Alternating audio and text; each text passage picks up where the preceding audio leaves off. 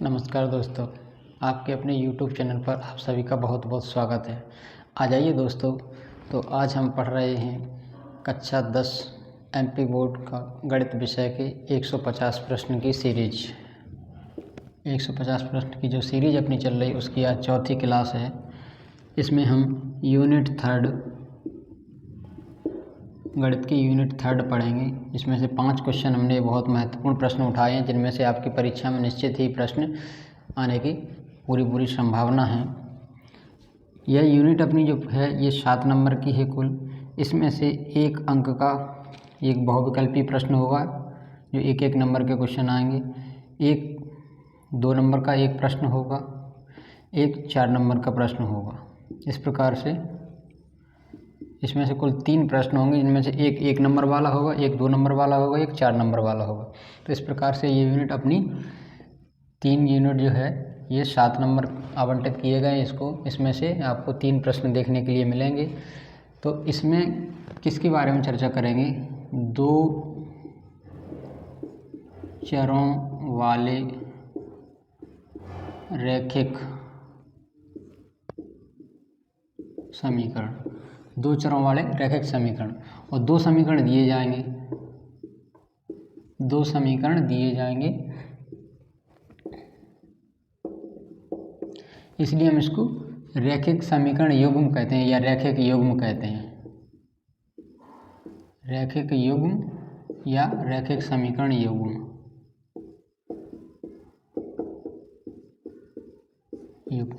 इस नाम से इनको जानते हैं। अब रैखिक समीकरण युग्म का एक व्यापक फॉर्म होता है, व्यापक समीकरण होता है।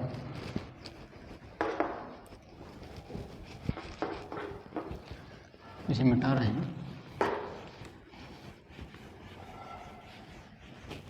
व्यापक समीकरण क्या होता है? a1x plus b1y plus c1 बराबर 0। दूसरा होता है a2x plus b2y plus c2 बराबर 0। ये होते हैं दोस्तों व्यापक समीकरण। 2 चरों वाले रैखिक समीकरण का व्यापक रूप ये होता है। इस फॉर्म का अपने को समीकरण दिया जाएगा।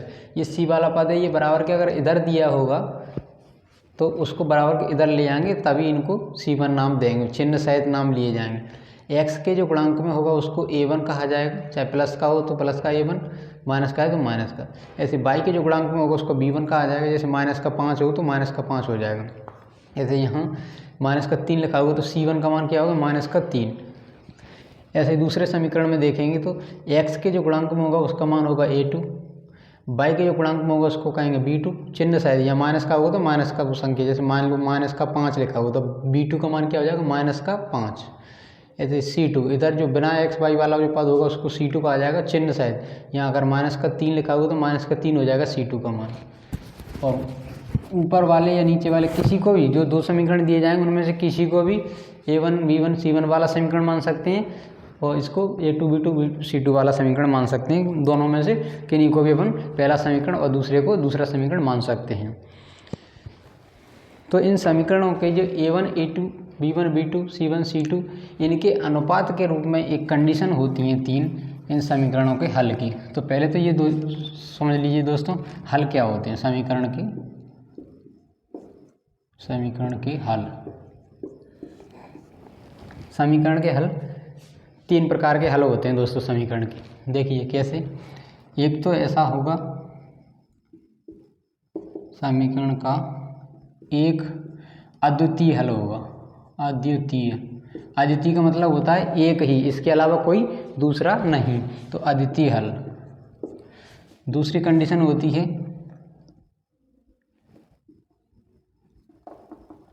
अपरिमित रूप से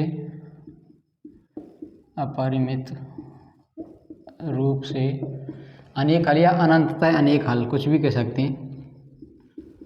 अनंततः अनेक हल।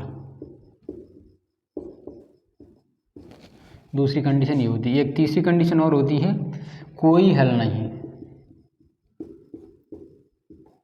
कोई हल नहीं। जो रैखिक समीकरण होते हैं ये दो रेखाओं के रैखिक समीकरण में रेखा का समीकरण, एक रेखा का समीकरण ये है, एक रेखा का समीकरण ये है। कोई दो समीकरण दिए गए होते हैं तो उनमें तीन प्रकार के हल मिलते हैं। हल कैसे निकाले जाते हैं? मान लीजिए एक रेखा ये है, कोई एक रेखा है जिसका समीकरण ये एक दिया गया है, एक दूसरी और रेखा है जिसका समीकरण दूसरा दिया गया है। तो मान लीजिए ये रेखाएं ऐसे एक दूसरे को काट रही हैं, मतलब एक बिंदु पर काट रही हैं, एक प्रतिच्छेद बिंदु है इनका, तो इसका समीकरण, ये जो प्रतिच्छेदी रेखाएं होंगी इनका कितना हल होगा? समीकरण का एक ही हल होगा, जिसे अद्वितीय हल कहेंगे। अद्वितीय का मतलब होता है इसके अलावा दूसरा कोई भी नहीं। तो अद्वितीय हल मतलब एक जगह जो रेखाएं प्रतिच्छेद कर रही हैं, काट रही हैं, तो इसका एक हल हो गया। पहली कंडीशन यहाँ लग गई। जब रेखाएं एक दूसरे को काटती हैं एक दूसरे पे एक बिंदु पर, तो उसका एक अद्वितीय हल होता है उन रेखाओं का। फॉर्मूला बाद में बताएंगे अभी। दूसरा, अपरिमित रूप से अनंतता अनेक हल, मतलब एक रेखा का समीकरण ये है और दूसरी रेखा का समीकरण, मतलब दूसरी रेखा भी इसी के ऊपर संपाती है। संपाती मतलब इसी के ऊपर पूरे तरीके से ये रेखा लेटी हुई है। एक रेखा उसके ऊपर दूसरी रेखा संपाती है। तो मतलब ये देखिए हर जगह इसको छू रही है ना, यहाँ ये काट रही थी तो एक जगह छू रही थी, तो इसका एक हल था। ये एक रेखा और दूसरी रेखा को छू रही है, मतलब इसके ऊपर ये दूसरी रेखा रखी है ऐसे करके, इसी को समझ लीजिए। एक रेखा है, इसी के ऊपर दूसरी रेखा लेटी हुई है, इसी पे संपाती। जैसे एक रेखा ये है, दूसरी रेखा इस पर ऐसे है दोस्तों ये, तो हर जगह रेखा के हर बिंदु पर छू रही है दूसरी रेखा, तो इसके अपरिमित रूप से अनंत तक अनेक हल होंगे। इसके हल कब निकलते हैं? जब रेखा एक दूसरे को छुए या टकराए। तो यहाँ एक ही जगह टकरा रही थी इसलिए एक हल था। यहाँ अनंत तक ये रेखा आगे बढ़ाई जाए तो हर बिंदु पर टकरा रही है एक रेखा दूसरी रेखा से, हर बिंदु पर संपाती है बिल्कुल, तो उसी के ऊपर लेटी हुई है ऐसे। ये एक रेखा है, ये दूसरी रेखा इस पर ऐसे लेटी हुई है, तो हर जगह पर टकरा रही है ना, हर बिंदु, हर पॉइंट इस रेखा का इस रेखा से टकरा रहा है। तो इसके अनंततः अनेक हल होंगे। क्यों? हल होने की कंडीशन क्या होती है कि उनके मान जो रेखा टकरा रही है, तो ये रेखा तो पूरी एक के ऊपर दूसरी लेटी हुई है, तो अनंत तक कहीं भी बढ़ाएंगे ये हमेशा उस पर लेटी ही रहेगी, तो इसलिए इसके अनंततः अनेक हल होंगे। एक तीसरी कंडीशन होती है दोस्तों, कोई हल नहीं। कोई हल नहीं का मतलब रेखा कभी ना काटे और रेखाएं एक दूसरे को कभी नहीं काटती हैं। ऐसी कंडीशन कौन सी होती है दोस्तों? आप सभी ने पढ़ा होगा, अगर थोड़ी सी भी तिरछी रेखाएं हैं, ऐसी रेखा हैं, तो इन्हें आगे बढ़ाएंगे तो कहीं ना कहीं एक दूसरे को काट ही जाएंगे। तो कौन सी रेखाएं एक दूसरे को नहीं काटती हैं? आपने पहले भी पढ़ा होगा, नहीं तो आज पढ़ लीजिए दोस्तों। समांतर रेखाएं एक दूसरे को कभी नहीं काटती हैं। क्या बताया दोस्तों? समांतर रेखाएं एक दूसरे को कभी नहीं काटती हैं। दो समांतर रेखाएं अनंत तक कहीं भी बढ़ाई जाएं, ये एक दूसरे को कभी नहीं काटेंगी। कभी नहीं काटेंगी तो इसका मतलब इनका कोई हल नहीं होगा। अगर एक बार भी काटती है तो एक अद्वितीय हल हो गया, एक दूसरे के ऊपर लेटी हुई है तो अपरिमित रूप से अनंततः अनेक हल होगा। ये लाइन ना भी लिख पाए, भूल जाए तो ये लिखें अनंततः अनेक हल होते हैं। और जब रेखाएं समांतर होती हैं, मतलब कहीं नहीं काट रही, इसको आगे कहीं भी बढ़ाते जाएँ तो कोई हल नहीं होगा। तीन कंडीशन होती हैं। ये तो हो गई दोस्तों भाषा के रूप में कंडीशन।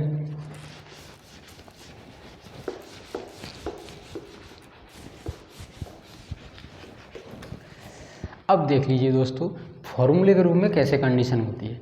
फॉर्मूले यहाँ से इनके मान निकाले जाते हैं। A1/A2, B1/B2, C1/C2, इनके गुणांकों की तुलना करके अभी फॉर्मूले को ही अपन अच्छे तरीके से पढ़ रहे हैं विस्तार से दोस्तों। इसके बाद अपन पढ़ेंगे सवाल लेकर, जो समीकरण दिए गए उनको लेकर। अभी व्यापक समीकरणों से ही अपन देख रहे हैं फॉर्मूले कैसे बने हुए हैं। ये A1 का मान है बटे A2 का मान, ये B1 का मान है बटे B2 का मान, ये C1 का मान है बटे में C2 का मान है। तो पहली कंडीशन, ये वाली कंडीशन कब बनती है? जब A1/A2 बराबर नहीं हो B1/B2, मतलब ये दोनों मान बराबर नहीं हो, तो ये पहली कंडीशन बनती है। फिर जब ऐसा हो जाता है ये नहीं हो, तो तीसरी वाली को देखते ही नहीं है कि आगे क्या हो रहा है, बराबर हो चाहे ना हो। अगर ये और ये बराबर नहीं है, A1/A2 बराबर नहीं B1/B2 C2 ऐसा आ जाता है, तो इसको देखते ही नहीं। तो ऐसी कंडीशन जब बन जाती है तो क्या होता है? समीकरण का एक अद्वितीय हल होता है, मतलब रेखाएं प्रतिच्छेदी होती हैं। ऐसी कंडीशन में रेखाएं प्रतिच्छेदी होती हैं।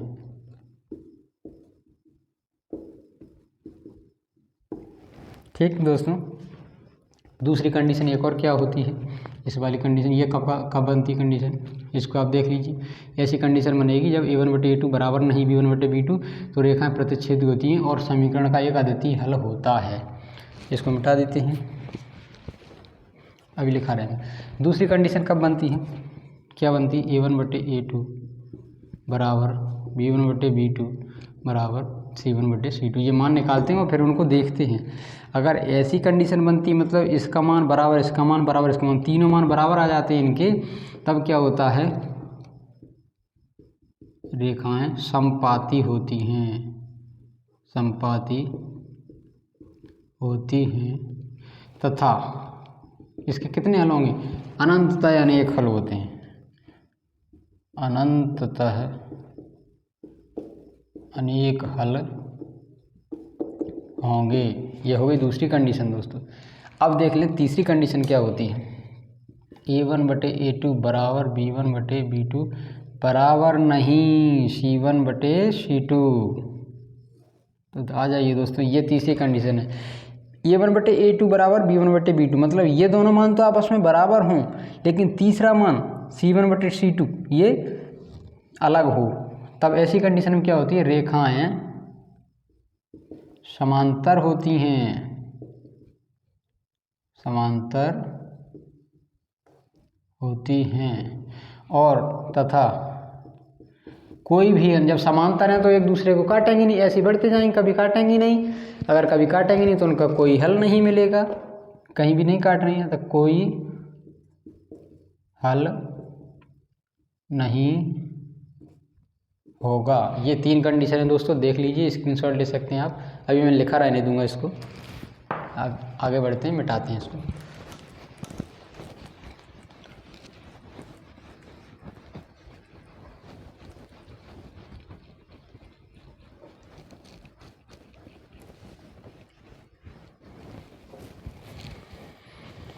तो अब आ जाइए दोस्तों, थोड़े से कुछ ऑब्जेक्टिव टाइप क्वेश्चन पढ़ लें, कैसा प्रश्न बन सकता है आपके पेपर में। ये व्यापक समीकरण लिखे हुए हैं। परीक्षण करो कि निम्नलिखित समीकरण युग्म द्वारा निरूपित रेखाएं प्रतिच्छेदी हैं या संपाती हैं या समांतर हैं। मतलब प्रतिच्छेदी होंगी तो अद्वितीय हल, संपाती मतलब अनेक हल, और समांतर तो कोई हल नहीं। तो कोई व्यापक समीकरण दिया गया है, एक रेखाओं का युग्म दिया गया है, 5x - 4y + 8 बराबर 0,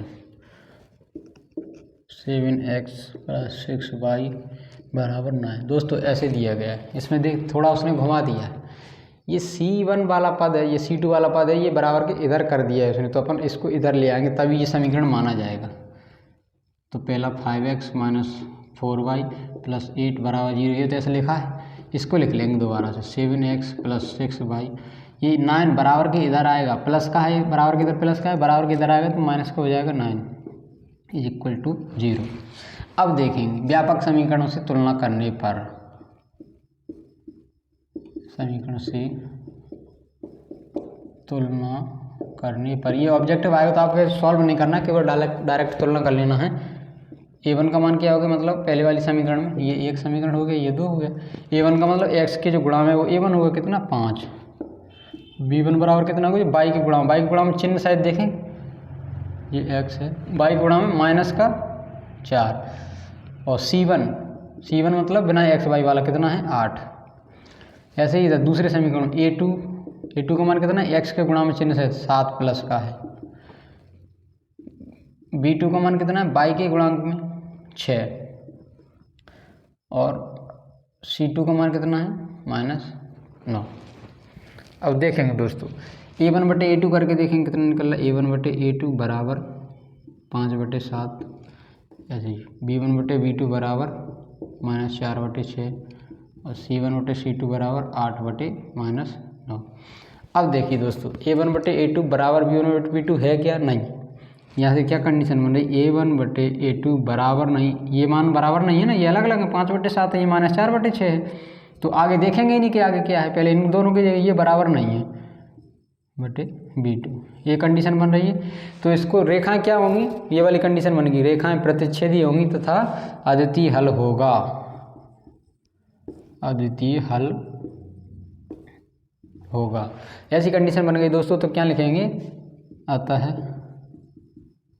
रेखाएं प्रतिच्छेदी होंगी तथा समीकरण का अद्वितीय हल होगा, मतलब एक ही हल होगा। अद्वितीय हल कहें या कहें एक ही हल होगा, केवल एक ही हल होगा या अद्वितीय हल होगा। देख लीजिए दोस्तों,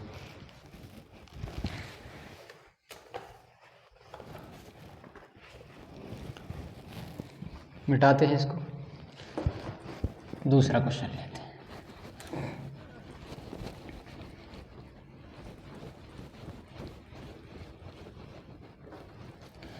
अभी विस्तार से किया था दोस्तों, अब डायरेक्ट करेंगे एकदम। दूसरा क्वेश्चन है 5x माइनस 3y बराबर 11 और minus 10x plus 6y plus 22 बराबर 0। देखिए दोस्तों, ये समीकरण सही रूप में नहीं लिखा है अपने, बराबर के इधर 0 रखना है, इधर संख्या ले आएंगे तो क्या लिख लेंगे, 5x माइनस 3y माइनस 11 बराबर 0। ये समीकरण पहला बन गया। और दूसरे को कैसे लिख सकते हैं, minus 10x plus 6y plus 22 बराबर 0। ये दोनों समीकरण हो गए। अब यहाँ से a1/a2 का मान क्या हो जाएगा, a1 का मान कितना है 5 और a2 का मान कितना है -10। ठीक, अब यहाँ से b1 मतलब y के साथ में जो गुणा में है, b1/b2 का मान क्या आ जाएगा, y के साथ गुणा में है वो b1 हो गया, -3 y के साथ जो गुणा में वो b2 हो जाएगा, 6 प्लस का है। c1/c2 का मान क्या है, -11/22। देखें दोस्तों, माइनस ऊपर हो या नीचे हो, बात तो एक ही है। 5 एकम 5, 5 दूनी 10, तो a1/a2 बराबर निकला 1/2, माइनस यहाँ सामने लगा लीजिए। ऐसे ही b1/b2 बराबर क्या निकला, 3 एकम 3, 3 दूनी 6, माइनस लगा रहा 1/2। अब c1/c2 क्या निकलेगा, 11 एकम 11, 11 दूनी 22, माइनस पहले से लगाए, -1/2, ये माइनस लगा है ये वाला। तो यहाँ तीनों मान बराबर हो गए, a1/a2 बराबर b1/b2 बराबर c1/c2। देखो दोस्तों, तीनों मान बराबर हो ना, ये भी -1/2, -1/2, -1/2। जब तीनों कंडीशन बराबर हो जाए, a1/a2 बराबर b1/b2 बराबर c1/c2, तब दोस्तों क्या होता है, ऐसी कंडीशन में रेखाएं संपाती होती है, मतलब रेखाएं एक दूसरे के ऊपर, एक रेखा ये और दूसरी रेखा इसी के ऊपर ऐसे लेटी हुई है, संपाती होती है तथा अनंततः अनेक हल होते हैं। तो यहाँ लिख देंगे, अतः रेखाएं संपाती हैं तथा अपरिमित रूप से, या केवल इतना ही लिखो, अनंततः अनेक हल होंगे। ये हो गई दूसरी कंडीशन दोस्तों, देख लीजिए। अब एक और देख लेते हैं क्वेश्चन, एक कंडीशन ऐसी देख लेते हैं जिसमें कोई भी हल नहीं हो। चलिए ये वाला देख लेते हैं एक और, 2x माइनस 3y, पहले इसको मिटाते हैं।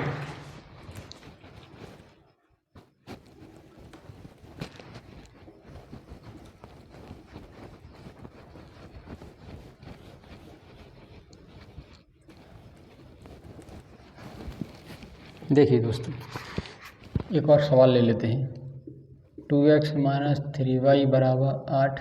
ऐसे क्वेश्चन आपको दोस्तों ऑब्जेक्टिव टाइम में दिए जा सकते हैं कि ये एक समीकरण दिया जाएगा, आपको देख के तुरंत सॉल्व करके जल्दी से बताना है कि इसका क्या होगा, संपाती हैं या प्रतिच्छेदी हैं या समांतर हैं, और या फिर हल का नाम पूछ सकता है कि कौन सा हल है। तो आप जानते हैं कि प्रतिच्छेदी होंगी तो केवल अद्वितीय हल होगा, संपाती होंगी तो अनंततः अनेक हल होंगे, और अगर समांतर है तो कोई भी हल नहीं होगा। ठीक, देख के आप बता सकते हैं, 4 ऑप्शन में भी आ सकता है, खाली स्थान में भी आ सकता है, या फिर आपको सही जोड़ी मिलाने में भी आ सकता है, एक शब्द में भी आ सकता है। तो क्वेश्चन ये समीकरण एक ये है, 4x माइनस 6y बराबर 9। अब देखिए दोस्तों, इनको पहले इधर निकाल लेंगे तब समीकरण माना जाएगा, सही बन जाएगा व्यापक समीकरण। 2x माइनस 3y माइनस 8 बराबर 0, 0 इधर रख लेते तो ये व्यापक समीकरण की फॉर्म का हो जाता है। 4x माइनस 6y माइनस 9 बराबर 0। अब ये समीकरण बन गया अपने एक, ये 2 व्यापक समीकरण से तुलना करेंगे,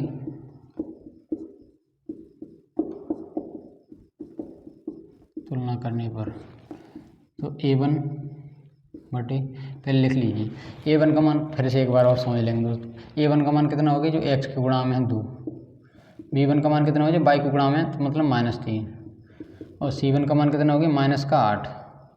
ऐसे ही ए टू का मान कितना हो गया 4, बी टू का मान कितना वाई के साथ में जो -6, और सी टू का मान -9। अब देखिए दोस्तों ए वन बटे ए टू बराबर कितना हो गया 2/4, बी वन बटे बी टू बराबर कितना हो गया -3 बटे -6, माइनस से माइनस कट जाएगा, और सी वन बटे सी टू बराबर हो जाएगा -8 बटे -9, यहाँ भी माइनस माइनस कट जाएगा, और कुछ कट रहा है 2 एकम 2, 2 दूनी 4, 3 एकम 3, 3 दूनी 6, ये 8 बटे 9 ये नहीं कट रहा। तो ए वन बटे ए टू बराबर क्या हो गया 1/2, बी वन बटे बी टू बराबर हो गया 1/2, यहाँ भी 3 एकम 3, 3 दूनी 6, ये एक बार कटेगा था ना 3 से, और सी वन बटे सी टू बराबर हो गया 8/9। अब देखिए ये और ये तो बराबर है, मतलब ए वन बटे ए टू का मान बराबर है बी वन बटे बी टू के, और बराबर नहीं सी वन बटे सी टू। ये कंडीशन देखिए दोस्तों, देखिए आ गई कंडीशन जिसका मुझे था इंतज़ार। ए वन बटे ए टू बराबर बी वन बटे बी टू बराबर नहीं सी वन बटे सी टू, मतलब ये वाले दो मान तो आपस में बराबर हों। देखो ये 1/2 1/2 ये अलग है, तो ये तो बराबर हो, तीसरा ये बराबर ना हो तब क्या रेखाएं समांतर होती हैं, रेखाएं ऐसी होती हैं समांतर। अगर रेखाओं की कंडीशन पूछी जाए तो रेखाएं समांतर होती हैं, हल्की पूछें तो इसका कोई भी हल नहीं होगा, मतलब रेखाएं कहीं टकराएंगी नहीं दोस्तों, तो इसका कोई हल नहीं होगा। सीधी सी बात है, रेखाएं समांतर होंगी तो ये रेखाएं आगे कहीं भी बढ़ा दी जाए, अनंत तक इधर बढ़ाई जाए, अनंत तक इधर बढ़ाई जाए, कहीं भी ये रेखाएं एक दूसरे को काटेंगी नहीं, तो इसका मतलब इनका कोई भी हल नहीं होगा। तो आ जाइए दोस्तों, ये कंडीशन ऑब्जेक्टिव में आ सकती है, ये मैंने पढ़ लिया है, और एक बार स्क्रीनशॉट ले सकते हैं आप। इस कंडीशन को याद रखें दोस्तों, एक न एक क्वेश्चन जरूर फंसेगा इसमें से। तो आ जाइए दोस्तों,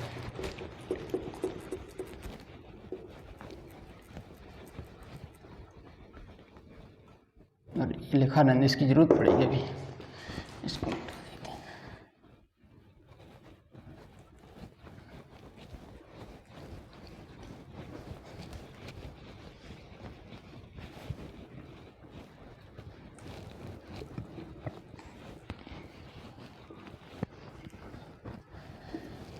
ये मान लीजिए दोस्तों कि अभी अपन ने एक क्वेश्चन पढ़ पाया है अभी, और अब दूसरा क्वेश्चन पी के, ये क्वेश्चन मैंने किसी एक क्लास में करा भी दिया है, पहली या दूसरी क्लास में कराया है, लेकिन अब फिर से यूनिट वाइज चल रहे हैं तो फिर से करा दें।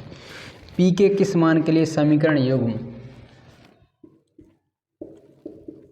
पी के किस मान के लिए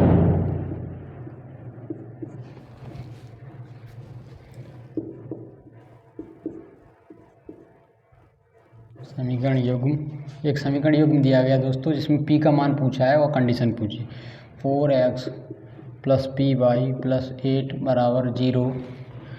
समीकरण युग्म में मतलब दो समीकरण होंगे, 2x + 2y + 2 बराबर 0। ये समीकरण युग्म है के अद्वितीय हल का अद्वितीय हल होगा।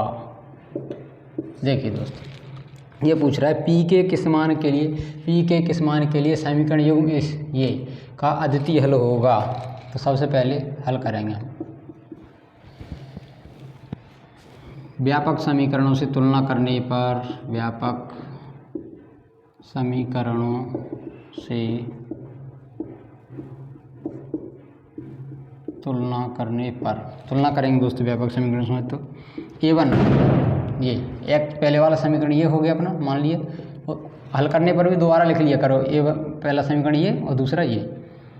तो व्यापक समीकरण से तुलना करेंगे तो a1 मतलब इस x के साथ गुणा में वो a1 होगा कितना 4, b1 कितना हो गया जो y के साथ गुणा में है मतलब p, c1 कितना हो गया जो अचर पद है 8। ऐसे दूसरे समीकरण में a2 बराबर कितना हो जाएगा जो x के साथ गुणा में है वो क्या हो जाएगा a2 का मान 2, b2 का मान क्या हो जाएगा जो y के साथ गुणा में है वो b2 का हो जाएगा 2, c2 का मान क्या हो जाएगा ये जो बिना xy वाला है 2। अब हम जानते हैं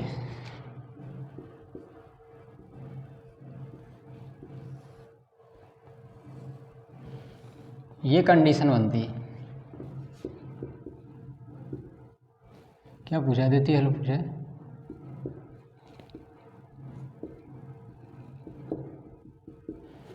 देखिए दोस्तों, समीकरण में पूछा है कि अद्वितीय हल होगा, तो यहाँ लिखेंगे समीकरण का अद्वितीय हल होगा, अद्वितीय हल होगा यदि, अद्वितीय हल कब होता है, A1 बटे A2 बराबर नहीं हो B1 बटे B2। समीकरण का अद्वितीय हल क्या कंडीशन होती है दोस्तों, A1 बटे A2 बराबर नहीं B1 बटे B2। तो यहाँ मान रखेंगे, A1 का मान इधर रख लीजिए, मान फिर से लिख लो, A1 बटे A2 बराबर नहीं B1 बटे B2। तो A1 का मान क्या है 4, A2 का मान क्या है 2 बराबर नहीं, B1 का मान क्या है P और B2 का मान क्या है 2। गुणा कीजिए दोस्तों, इसका इसमें गुणा हो जाएगा, 4 गुणा 2 बटे 2 बराबर नहीं P, ये 2 से 2 कट जाएगा, 4 बराबर नहीं P। मतलब ये बोल रहा है कि P बराबर नहीं होना चाहिए 4, P बराबर नहीं होना चाहिए 4। मतलब P का मान अगर 4 है तो इसका समीकरण का अद्वितीय हल नहीं होगा। तो P के अलावा, P बराबर 4 के अलावा या अतिरिक्त मतलब अगर P का मान, इसको मिटा दें,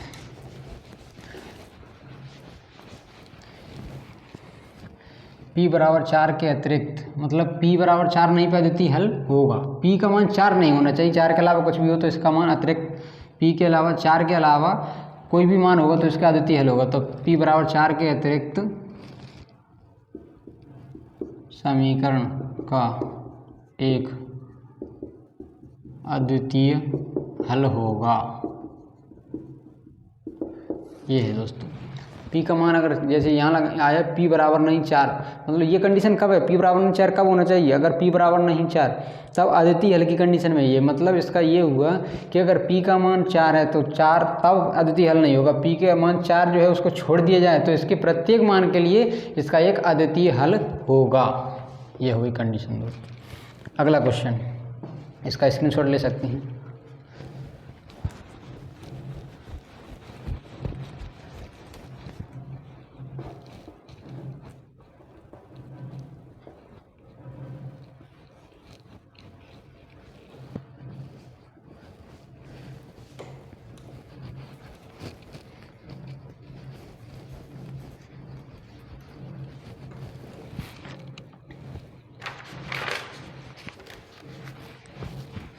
अगला क्वेश्चन है दोस्तों,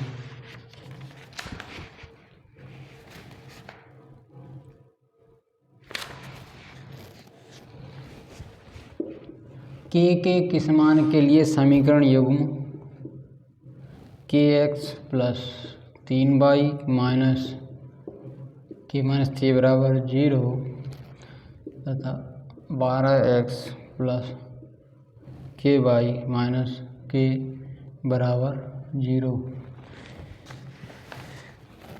ये समीकरण युग्म दिया है कि अपरिमित रूप से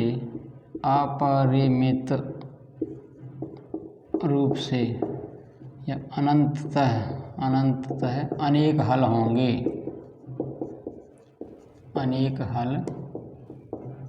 होंगे, कंडीशन दोस्तों।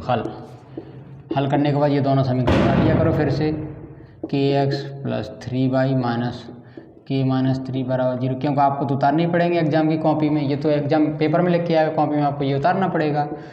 पहला समीकरण हो गया ये। दूसरा समीकरण 12x plus ky minus k बराबर 0। अब देखिए दोस्तों, a1 का मान यहाँ क्या है, मतलब पहले समीकरण में जो x के साथ, ये दूसरा समीकरण है, पहले समीकरण में x के साथ गुणा में उसका a1 हो जाएगा। यहाँ से देखो x के साथ गुणा में a1 का मान हो गया k, b1 का मान क्या हो जाएगा, जो y के साथ गुणा में क्या 3, c1 का मान क्या हो जाएगा, चिन्ह शायद ये वाला माइनस k माइनस 3, जो बिना x y वाला पद होता है वो होता है c1 का मान। ऐसे ही दूसरे समीकरण a2 का मान हो जाएगा 12, b2 का मान हो जाएगा k, जो y को गुणा में हो b2, c2 का मान हो जाएगा माइनस का k। अब देखिए दोस्तों, यहाँ से निकाल लेते हैं। A1 बटे A2 बराबर होता है K बटे 12। B1 बटे B2 बराबर हो गया है 3 बटे K। C1 बटे C2 बराबर हो जाएगा K माइनस 3 अपॉन K। ये माइनस से माइनस कट जाएगा, ये माइनस से माइनस कटेगा। तो ये हो गया A1 बटे A2 का मान K बटे 12, B1 बटे B2 का मान 3 बटे K, C1 बटे C2 का मान K माइनस 3 बटे K। अब दोस्तों कंडीशन क्या पूछी है? अनंततः अनेक हल होंगे। अनंततः अनेक हल दोस्तों कब होते हैं? जब तीनों मान बराबर हो। तो समीकरण निकाय के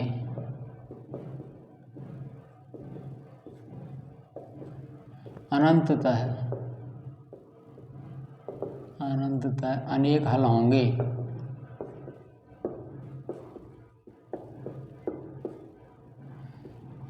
यदि। अनेक हल कब होते हैं दोस्तों? जब तीनों बराबर हों। K बटे 12 बराबर 3 बटे K बराबर K माइनस 3 अपॉन K। तो पहले इन दो संबंधों को लेंगे। प्रथम दो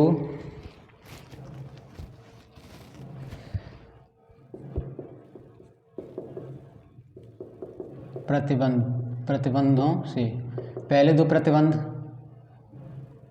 ये है क्या? K बटे 12 बराबर 3 बटे K। यहाँ से देखिए K का मान K का K में गुणा हो जाएगा तो K स्क्वायर बराबर 12 का 3 में गुणा हो जाएगा, 12 3 36 हो जाएगा। ये इसमें गुणा हो जाएगा ना, 12 गुणा 3 बराबर 36। तो K पैसे वर्ग घटेगा तो बराबर प्लस माइनस 6। जब वर्ग घटता है तो अंदर सामने वाली संख्या वर्गमूल आ जाता है। तो 36 का वर्गमूल 6 हो गया और वर्गमूल प्लस माइनस में होता है तो K बराबर प्लस माइनस 6 हो गया। पहली कंडीशन से ये आया। अब यहाँ आप यही लिखना कॉपी में, द्वितीय प्रतिबंध से ये दूसरा प्रतिबंध, ये दो हो गए, आखिरी के दो प्रतिबंध बोल सकते हैं। मिटा दीजिए।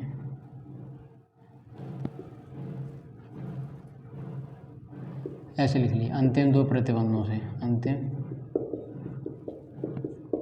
दो प्रतिबंधों से क्या है? 3 बटे K बराबर हो जाएगा K माइनस 3 बटे K।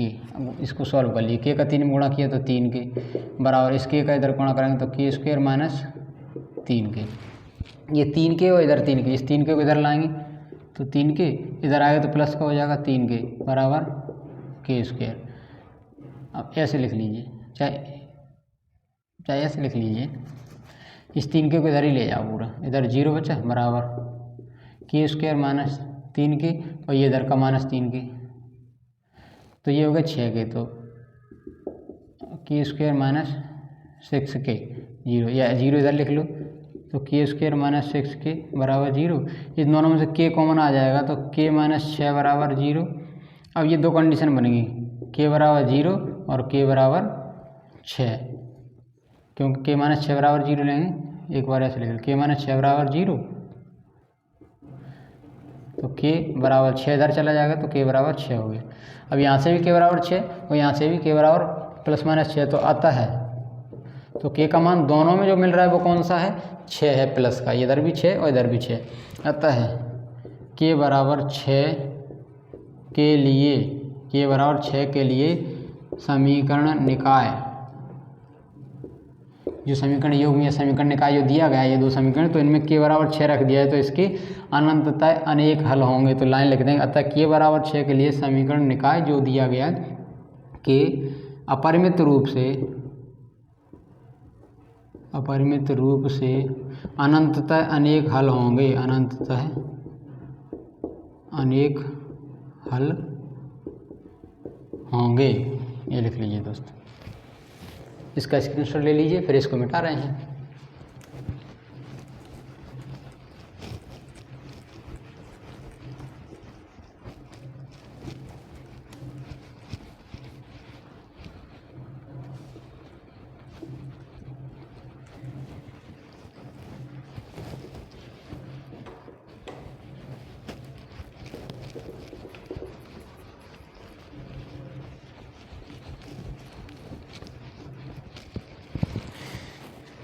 चौथा क्वेश्चन है दोस्तों, के किस मान के लिए निम्नलिखित समीकरणों के युग्म का कोई हल नहीं होगा। समीकरण युग्म का कोई हल नहीं होगा, हल नहीं होगा मतलब ये समीकरण दिए गए इनमें से के का ऐसा मान निकालना है जिसके लिए समीकरण का कोई हल नहीं होगा। तो कोई हल नहीं वाली कंडीशन लगा देंगे, अद्वितीय हल का है या कोई हल नहीं, कोई हल नहीं वाली कंडीशन लगा देंगे, अद्वितीय हल की कंडीशन अलग होती है। तो समीकरण निकाय है 3x + y = 1, ये पहला समीकरण। 2k - 1 × x + k - 1 × y = 2k + 1। अभी ये व्यापक रूप में नहीं लिखे हैं सर समीकरण दोस्तों, तो इनको व्यापक रूप में बना लेंगे। तो पहले वाले को बनाएंगे 3x + y, ये बराबर इधर आ जाएगा 1, तो बराबर कितना है 0। अब ये पहला समीकरण बन गया। ऐसे ही दूसरा 2k - 1, इसके पूरे के गुणा में x + k - 1, इसके गुणा में y, ये इधर का पूरा इधर आएगा बराबर के इधर, तो माइनस आ जाएगा 2k + 1। पूरे को कोष्टक में लेके आए तो पूरे के साथ में इकट्ठा माइनस लगा दिया बराबर 0। ये हो गए समीकरण 2। अब व्यापक समीकरणों से तुलना करने पर, व्यापक समीकरणों से तुलना करने पर देखिए दोस्तों, व्यापक समीकरण क्या है दोस्तों, ये और ये, इनसे तुलना करेंगे तो किसकी मान निकालते हैं तुलना करके, a1 बराबर b1 बराबर और c1। ऐसे दूसरे समीकरण से a2 बराबर b2 बराबर c2 बराबर a1 b1 c1 और a2 b2 c2 के दोस्तों मान निकाल लेंगे इनके व्यापक समीकरणों से तुलना करके। तो ये समीकरण है, तो a1 का मान क्या हो गया 3, b1 का मान क्या होगा 1, c1 का मान क्या होगा -1। ऐसे ही दूसरे समीकरण में a2 का मान क्या हो गया, x के साथ जो गुणा में वो पूरा a2 का मान 2k - 1, b2 का मान क्या होगा y के जो गुणा में पूरा वो k - 1, ये 1 है। c2 का मान क्या होगा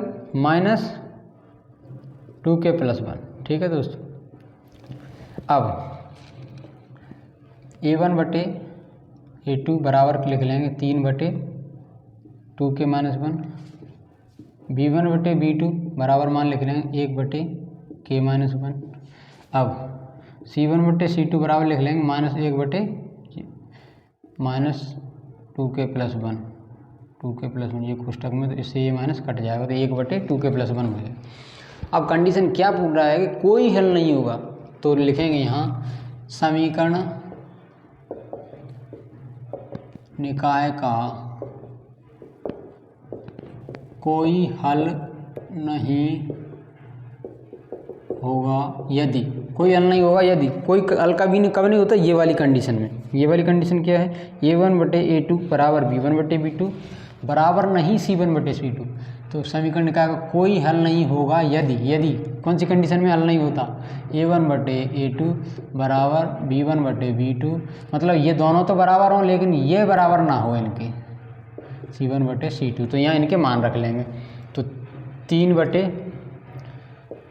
2k - 1 बराबर b1 बटे b2 का मान रख लेंगे 1/k - 1 बराबर नहीं c1 बटे c2 का मान रख लेंगे 1/2k + 1। तो प्रथम दो प्रतिबंध ले लेंगे, इनसे k का मान निकालेंगे। तो प्रथम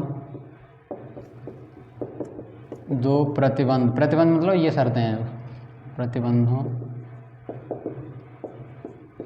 से क्या निकालेंगे 3/2k - 1 बराबर 1/k - 1। इनको सॉल्व करेंगे, इसका इसमें गुणा करेंगे तो 3 गुणा k - 1 हो जाएगा बराबर 1 गुणा 2k - 1 हो जाएगा। इसको मिटा दिया जाए दोस्तों।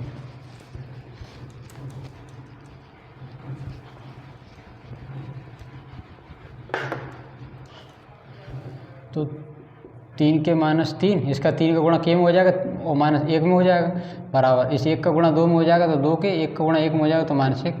अब k वाली एक तरफ कर लो, बिना k वाली एक तरफ, 2k तो 3k - 2k बराबर माइनस का 1 लिखा है, ये 3 इधर जाएगा तो प्लस का 3 हो जाएगा। 3k में से 2k गया तो k बचा बराबर 3 में से 1 घट जाएगा दोस्तों, जुड़ेगा नहीं घटेगा यहाँ, ठीक है। 3 में से गया 2 तो k बराबर 2 आता है। के बराबर लिखना आता है के बराबर 2 के लिए समीकरण निकाय के कोई हल नहीं, समीकरण निकाय के नहीं, समीकरण निकाय का कोई हल नहीं होगा, ये कंडीशन होगी दोस्तों। अब दोस्तों तीनों प्रकार की कंडीशन आ सकती है और तीनों प्रकार की कंडीशन पे मैंने एक एक सवाल आपको करा दिया है। आप इस प्रकार के प्रश्न और भी लगा सकते हैं, नहीं तो यही प्रश्न लगा लेना। इनमें से कोई ना कोई प्रश्न आपको संख्या बदल के दी जा सकती है, पर ऐसा एक प्रश्न निश्चित ही पूछे जाने की संभावना है। तो स्क्रीनशॉट ले लीजिए दोस्तों, आगे बढ़ते हैं।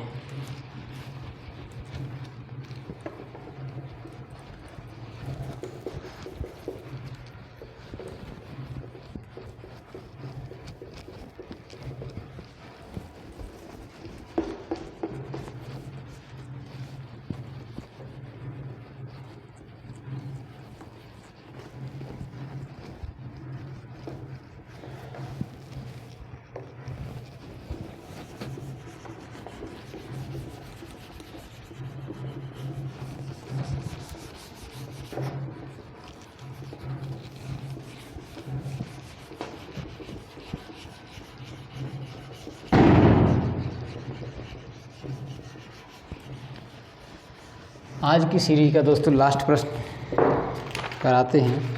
क्या दिया गया है क्वेश्चन, दो व्यक्तियों की आय का अनुपात। क्वेश्चन आप आय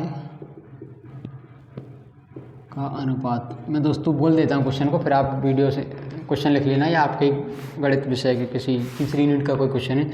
दो व्यक्तियों की आय का अनुपात 9:7 है, उनके खर्चों का अनुपात 4:3 है। यदि दोनों व्यक्ति हर महीने 2000 रुपये बचाते हैं तो उनकी मासिक आय कितनी है। तो क्या दिया जा रहा है दोस्तों, उनकी आय का अनुपात है 9:7, ये उनकी आय का अनुपात है, और उनके खर्च का अनुपात 4:3 है, और बचत दोनों कितनी है, 2,000 रुपये, 2,000 रुपये बचाते हैं दोनों, पहला भी और दूसरा भी। तो आय का अनुपात अगर उनका 9:7 है तो उनकी आय,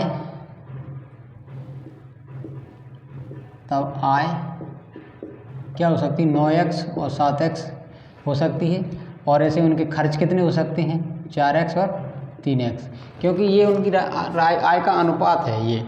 तो आय 9 के गुणांक में कुछ रही होगी, 9 के गुणांक में कुछ रही होगी आय, तो उसको 9x मान लिया। ऐसे दूसरे के व्यक्ति की आय 7 है तो 7x मान लिया, उसका रेशियो 7 है तो उसका 7x मान लिया। ऐसे खर्च का अनुपात, सॉरी इसको तो दूसरे से मानना पड़ेगा ना, चर से। खर्च का अनुपात 4:3, मतलब 4:3, तो इसका खर्च 4y मान लेते हैं और दूसरे वाले का खर्च 3y मान लेते हैं। तो पहले की आय 9x और खर्च 4y और बचत 2000। तो प्रथम व्यक्ति के लिए कहें, या प्रथम समीकरण क्या बन जाएगा, 9x मतलब ये उसकी आय है पहले व्यक्ति की, और ये उसका खर्च है, तो आय में से खर्च घटा दिए जाए, बराबर क्या, बचत बचेगी ना। आय इतनी हो रही है, इतना खर्च कर रहा है, तो कितना बच रहा है वो बचेगा, तो बच कितना रहा है उसके पास, 2000, तो 2000 लिख लिया। ये समीकरण 1 हो गया। अब दूसरे व्यक्ति के लिए,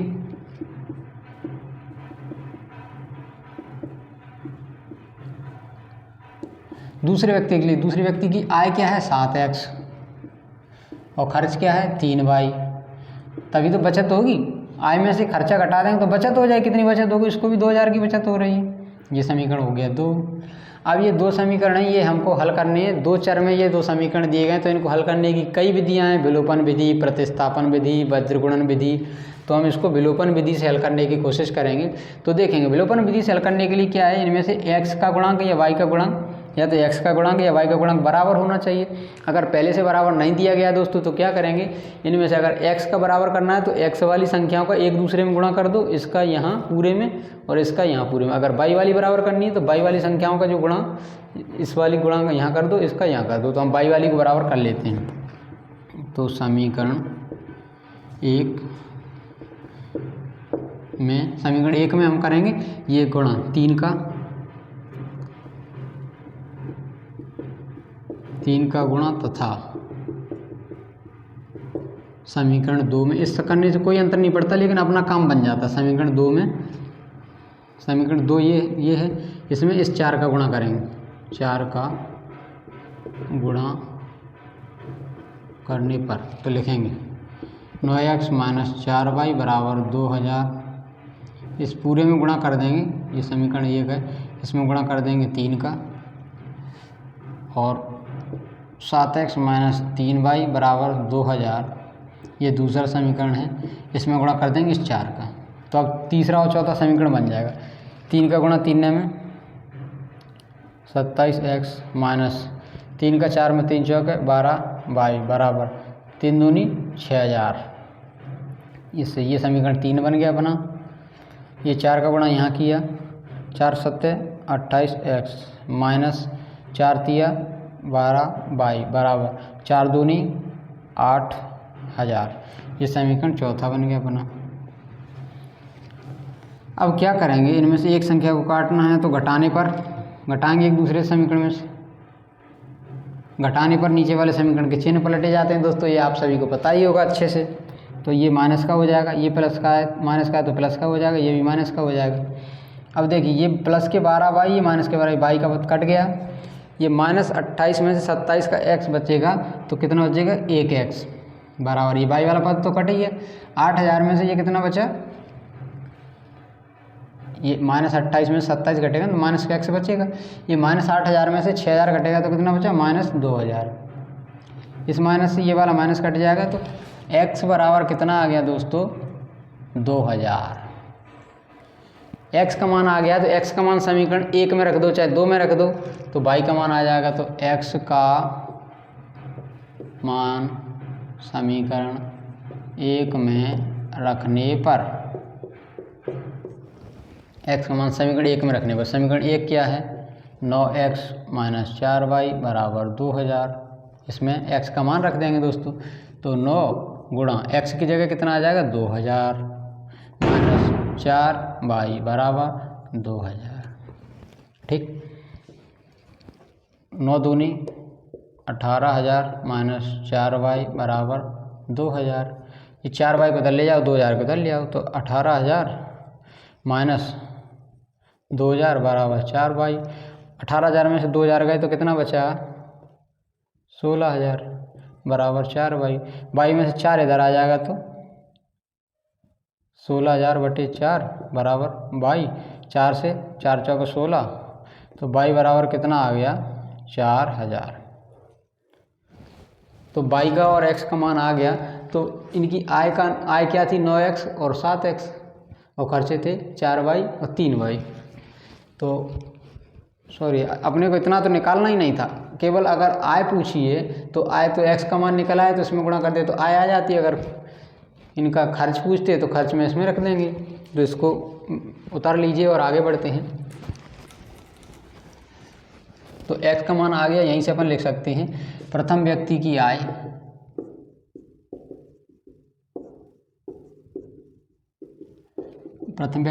कितनी हो जाएगी, 9x बराबर 9 गुणा x का मान 2000 लिख देंगे तो बराबर हो जाएगी 18000। ठीक दोस्तों, ऐसे दूसरे व्यक्ति की आय,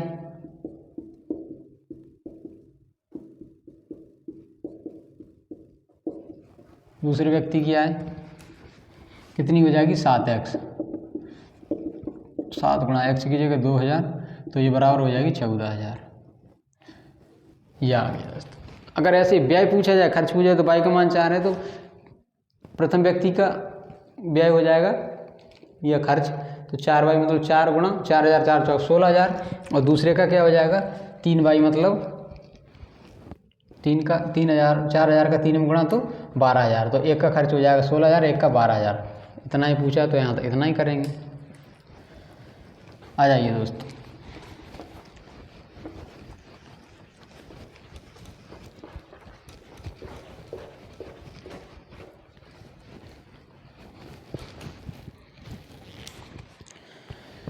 तो दोस्तों कैसी लगी आप सभी को आज की क्लास, ये देखकर आप कमेंट में ज़रूर बताना। और अगर क्लास आपको पसंद आई हो तो अपने दोस्तों को भी शेयर करना, और चैनल पर बने रहने के लिए अपने दूसरे दोस्तों को भी भेजें और चैनल को सब्सक्राइब कर सकते हैं। अपने अच्छे अच्छे कमेंट भेज सकते हैं। आपके कोई सुझाव हों, कोई बदलाव करना हो पढ़ाई के तरीके में, तो वो भी आप मुझे बता सकते हैं, उन पे भी अमल किया जाएगा। और इसी कड़ी को आगे बढ़ाते हुए अगले यूनिट को कराया जाएगा। ये आज जो प्रश्न कराए गए हैं इनमें से निश्चित ही प्रश्न आने की संभावना है। इस यूनिट में से प्रश्न पूछे जाएंगे। जिन मेरे साथियों ने साल भर से किसी भी कारणवश पढ़ नहीं पाया वो इस सीरीज़ को पूरा ज्वाइन करें और 30 दिन तक लगातार जो क्लास चल रही है इसको हर दिन 5 प्रश्न के हिसाब से हल करते रहें तो आपको परीक्षा में अच्छा स्कोर मिलेगा। आप एक अच्छे नंबर ला सकते हैं। और जो दोस्त अपनी तैयारी साल भर से लगातार करते रहे उनके लिए ये महत्वपूर्ण हो सकती है। वो अपनी तैयारी और भी कर रहे होंगे और सभी विषय को आप गणित के साथ साथ सभी विषयों को पढ़ते रहें। अच्छी इसी उम्मीद के साथ मैं आप लोगों से इस क्लास से विदा चाहूँगा और आप अपने भाव व्यक्त कर सकते हैं कमेंट बॉक्स में।